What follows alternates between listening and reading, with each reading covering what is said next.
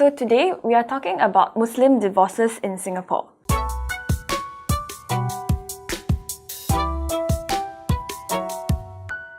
The Sharia Court of Singapore will have jurisdiction over marriages between two Muslims domiciled in Singapore. Before commencing any divorce, you need to have attended the counselling sessions under the Marriage Counselling Program.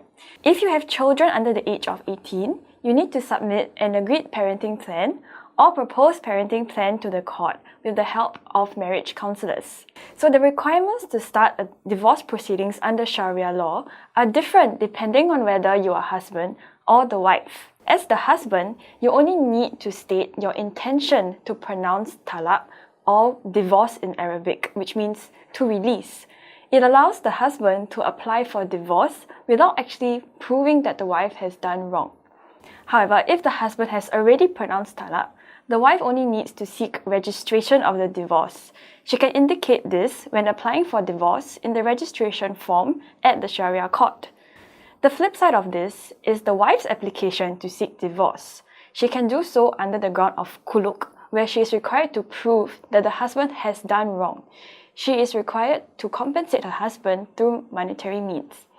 If the husband has not pronounced talaq, a wife can only apply for divorce on other grounds, for example, by fasaq, taklid, which essentially means that the marriage is annulled, or if there is a breach of condition under the marriage certificate.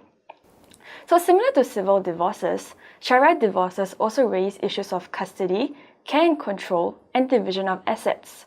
However, two key differences lie in the aspect of maintenance.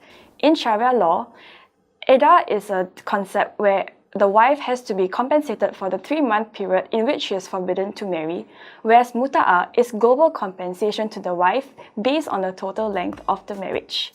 And so these are the brief grounds for divorce today, and we will continue shortly in the next episode.